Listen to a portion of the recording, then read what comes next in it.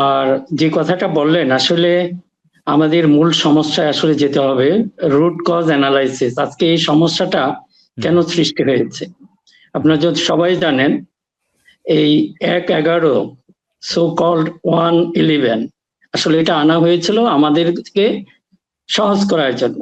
দেখেন আমাদের রাজনৈতিক সমস্যা সমাধানের দায়িত্ব নিল কিছু অরাজনৈতিক ব্যক্তিত্ব।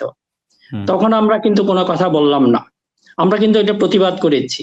দেন ইট ইজ মাই গণতান্ত্রিক কমফোর্ট, আমি যদি ইচ্ছা করি আমি একটা পার্টি তৈরি করবো, জাস্ট একটা বলে। আপনি কে আমাকে বাধা দেওয়ার? আমার যদি হয়, আমার জনগণ যদি হয় আমাকে একটা ভোট দিবে, সেটাও আমি হয়তো 5টা ভোট পাবো।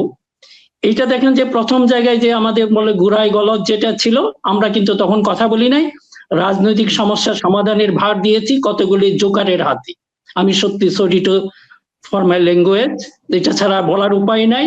এরা আমাদেরকে সমস্ত কিছু নিয়ন্ত্রণ নিয়ে বসলো। এখন পর্যন্ত দেখেন সেই 1/11 নিয়ে আমরা কোনো কথা বলতে পারি নাই। ওখানে যদি আপনি চান, এই যে আমাদের সচিব সাহেব যে কথাগুলি বললেন, প্রত্যেকটা জায়গায় নিয়ম হয় মানুষকে সহজ করার জন্য, আর আমাদের নিয়ম করা হয়েছে আরো কঠিন করার জন্য। গণতান্ত্রিক সিস্টেমকে আরো কঠিন করেছে এরা, যত কিছু ওই যে সংস্কার করে অন্য কিছু করে। আগের যে গণতান্ত্রিক কমফোর্ট সেটা আপনার নাই। আপনাকে এই যে বলে 1% মানুষের স্বাক্ষর নিতে হবে, এটা কিসের জন্য? আমাকে মানুষ ভোট দেয় কিনা সেটা আমি দেখবো, ইট ইজ মাই রাইট, তাই না? আমার একটা গণতান্ত্রিক, আমার একটা ডেমোক্রেটিক একটা কমফোর্ট ছিল, সেটা আমাদের নষ্ট করে ফেলেছে। কারা করেছে? কিছু অরাজনৈতিক ব্যক্তিত্ব। কারণ এখন এরা প্লে করতে পারবে, কোন দলকে একটু ফেভার করবে, কোন দলকে একটু পিছনে দেবে। আপনি যদি দেখেন, আমি শুধু এই হলফনামাটা কিসের জন্য, এটা ছিল আসলে একটা শক্তিশালী টুলস আমাদের গণতন্ত্রকে ঠিক রাখার জন্য। কিন্তু দেখেন এটা বিকৃত ব্যবহার, এটার যে এটা ডেন্টেড করা হয়েছে বিভিন্ন ভাবে। যে সচিব সাহেব যে কথাগুলি বললেন, প্রত্যেকটা জায়গায় এটা উদ্দেশ্য কিন্তু এদের মহৎ না। উদ্দেশ্য যদি মহৎ, হ্যাঁ আমরা জানি একজন দুইজন যে প্রথম হবে সে পাস করবে, বাকিরা তাদের একটা কমফোর্ট ছিল, এই জন্য কিন্তু আগে কোনো সমস্যা হয় নাই। আপনি যদি 1/11 আগে যে আমাদের নির্বাচনগুলি হয়েছে সেগুলিতে হয় নাই, বরং 1/11 থেকে দেখেন কি সৃষ্টি হয়েছে। এই নির্বাচনের ভিতরে আপনার হয়তো স্মরণ আছে 2008 সালে যে নির্বাচনটা হয়েছিল, দেখেন এরা কিভাবে ম্যানিপুলেট করে। এদের কাছে আমরা অসহায়। 2008 সালের নির্বাচনে সকালবেলা আপনি দেখলেন কি, আমাদের একটা বিখ্যাত পত্রিকায় একটা পরিবারের সম্পর্কে দেওয়া হয়েছে যে তারা এতটা মানি লন্ডারিং কি করেছে। আপনি সেই খবরটি পড়তে পড়তে আপনি নির্বাচনে গেলেন। সেই নির্বাচনে যে এটা ডেফিনেটলি একটা প্রভাব ফেলেছে, ওরা তো ইচ্ছা করে সেটা দিয়েছে, আমরা এদের কোনো বিচার হলো না।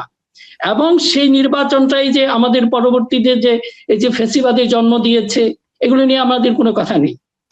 কিন্তু কাজেই আমাদের যে জিনিসটা হলো, আমরা রাজনীতিকে কিছু অরাজনৈতিক ব্যক্তির হাতে তুলে দিয়েছি। আমরা জানি না হু আর দে, কোথা থেকে তারা এসেছে। মিনার রশিদ, আপনি সেই 1/11 থেকে যে অভিযোগগুলো তুলছেন, তার যারা মানে সেই অর্থে যারা ভিকটিম, আসলে মানে তাদের তো সুযোগ ছিল এগুলো নিয়ে আলাপ তোলার। তারা তো আলাপ না তুলে আমরা দেখলাম খুব তাড়াহুড়ো করে নির্বাচনের দিকেই আসলে ঝুঁকছিল। সেই দায়টি কি আসলে শুধুমাত্রই যারা দায়িত্বে আছেন তাদের উপর বর্তায়, নাকি যারা ভিকটিম আসলে তাদের নিজেদেরও কিছুটা মানে গা ছাড়া একটা অ্যাটিটিউড আমরা দেখলাম? না, এইটা ভাই যে ওনারা হয়তো একটু সময় নেবেন আমি জানি না।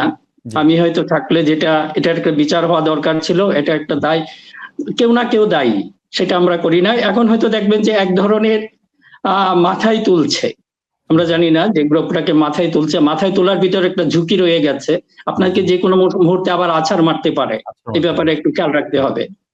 এবং এই জন্য বলছি যে এইখানে যেতে হবে, আপনাকে অতীতকে অবশ্যই স্টাডি করতে হবে বর্তমানকে ঠিক করার জন্য। বর্তমান যখন আপনি ঠিক করবেন তখন ভবিষ্যৎ অ্যালাইনমেন্টে চলে আসবে, এটা কিন্তু খুব জরুরি। এখন বললেন যে এই যে একটা দলকে, এদের কাজই হলো এটা, একটা দলকে একটা দলকে ফেভার দিবে। ওই যে তখন একটা শক্তিশালী গ্রুপকে ফেভার করেছে, আবার আরেকজনকে বঞ্চিত করেছে। আজকে হয়তো আমি জানি না, এটা যদি করে, এইটা গণতন্ত্রের জন্য কখনো একটা ভালো লক্ষণ না। এবং যারা করছে, ওই যে দেখেন ওই সময় ফেভার করে কিন্তু আওয়ামী লীগের ফেভার করে নাই, আওয়ামী লীগকে কিন্তু মহা বিপদে ফেলেছে। এখন আওয়ামী লীগ আবার স্বাভাবিক প্রক্রিয়ায় ফিরে আসবে কিনা সেটা সন্দেহ দেখা দিয়েছে। কিন্তু এরা যাদেরকে মাথায় তুলে তাদেরকে আবার আছাড় দেয়, সেই আছাড়ের পরে কিন্তু বেঁচে থাকবে কিনা সেটা একটু চিন্তা ভাবনা করতে হবে। কাজে আমি ওইভাবে বলবো না, জাস্ট আমার সম্ভাবনাটা বা এটা আপনি একটু তুলে ধরবো, এবং তাদেরকে ওইভাবে অ্যালার্ট হতে হবে, নিজেদেরকে বুঝতে হবে। আপনি তাদেরকে বোঝাতে পারবো না, এই যে আপনাকে যে এটা এক ধরনের চকলেট দেওয়া বাচ্চাদের মতো, কিন্তু এটা চকলেট দেওয়া মানে কি যে তাকে অপহরণ করবে বা ছোট্ট বাচ্চা কিন্তু বুঝতে পারে না। একইভাবে আমার মনে হয় যে আমাদের পলিটিক্যাল পার্টিগুলি খুবই ইম্যাচিওর, যে ইম্যাচিওরিটি আমরা আওয়ামী লীগের ক্ষেত্রে দেখেছি। এই যে এত বড় একটা দল ছিল, এরা দেখুন বেনিশ হয়েছে কিদের জন্য? এদের অতি চালাক, এরা নিজেদেরকে খুব চালাক মনে করে, আসলে তা না। এরা আরো বিপদে ফেলবে, এরা সেই দলকে বিপদে ফেলবে, দেশের গণতন্ত্রকে বিপদে ফেলবে, এই রাষ্ট্রটাকে বিপদে ফেলবে।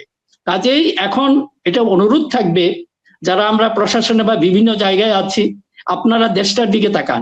আজকে একদিন হয়তো আওয়ামী লীগ থাকবে না,